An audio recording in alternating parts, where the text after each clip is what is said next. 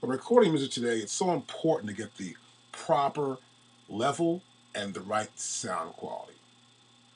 So in order to do this, we've got to have the right interface. Now within the Logic software, you can actually use the internal system, meaning we can use the outputs and the inputs that are in the back of our PC or our iMac or your tower. But you're not going to get that professional sound.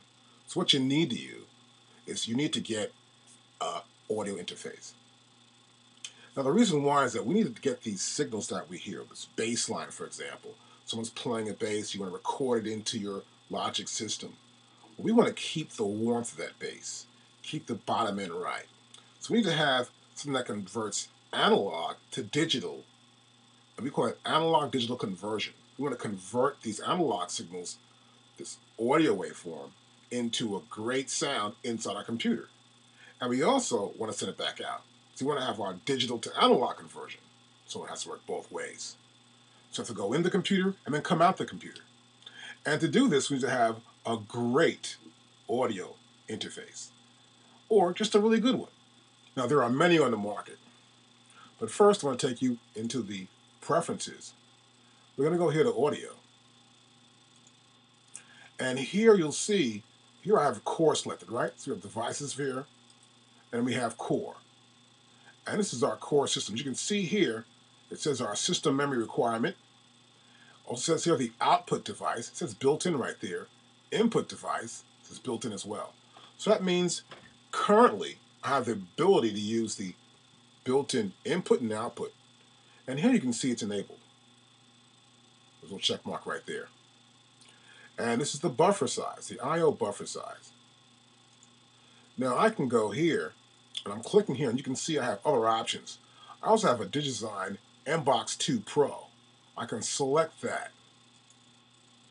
And once I do, you'll notice that it automatically selects the input also, so I select the output. I can also select Pro Tools Aggregate I/O. That's the same thing. When I select built-in output, it does not change my input. I have to go here and change my built-in input to either be mic or input. So, in this case, I may want to use this. Here we have an I/O buffer size. So whenever I'm recording vocals or recording guitar player or something, I don't want to get this kind of delay that happens within the system. It's sort of like instant delay that happens when working with the DAW station, like Logic or Pro Tools. And what happens here is that it takes time for you to play an instrument and then for it to travel through the system and then to hear it back. It doesn't take that much time, but in order to cut down that little delay, we will decrease the buffer size and increase the buffer size when I'm mixing, so I can use more of the computer's power. Now there are many different kind of audio interfaces that you can get on the market today. And some are pretty expensive and some aren't. So we'll look at a few here. Now for example, right here, we have the Apogee Duet, as you can see right there. And I have to go to some sites, for example, this here is like Guitar Center, because I can actually see what I want to buy if I'm looking at something. Now this is a great interface. And it works with Logic. You'll see it right here, with control functions built directly into Apple's Logic Pro. We have Soundtrack Pro and GarageBand software. So this works perfectly with Logic. And it's designed to be controlled by Logic. Now if you want to check out the specs, you go here for your specs and check out the specs what you want to get for your system and see if it works. It's important. And I also read reviews as well. Now this is an input, as you can see here. It's just 2-channel input. I can go back here, I'll look at it here, and you'll see is the digital I/O input right there, and here's for the Firewire, as you can see. And once it's connected, you'll notice here that we have the ability for XLR, 1/4 inch, and of course the mini plug right there, as you can see, for our input. And this goes back to the computer Firewire section. So this is just a 1-2 input. Now here we also have the Echo Audio Fire 4 Firewire audio interface. This is a 1-2 input also as well. This only sells for $299.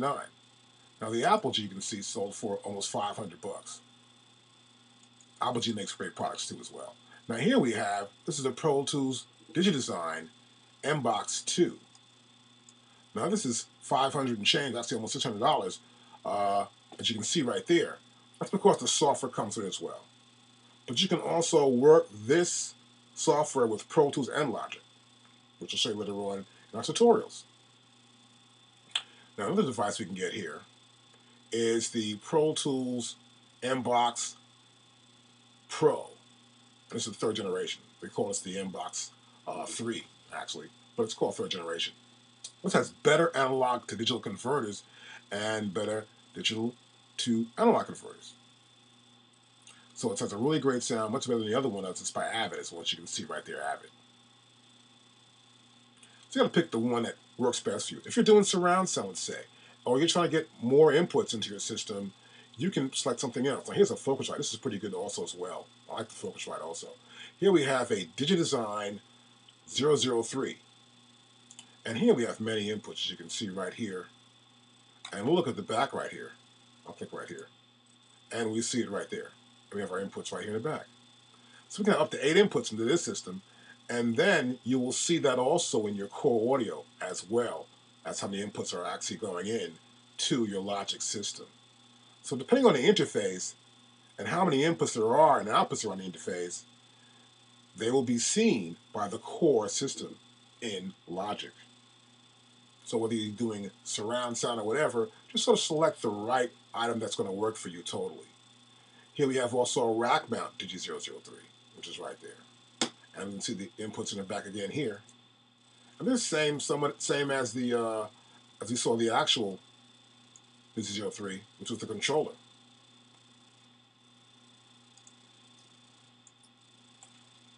So see, once you have your core system lined up and you're ready to go, you just line up here. You see, okay, I've got the Pro Tools here, or I'm using the Mbox 2 Pro. It's right here. We got our buffer size. We can check out our recording delay. We have universal track mode, 24-bit recording or not.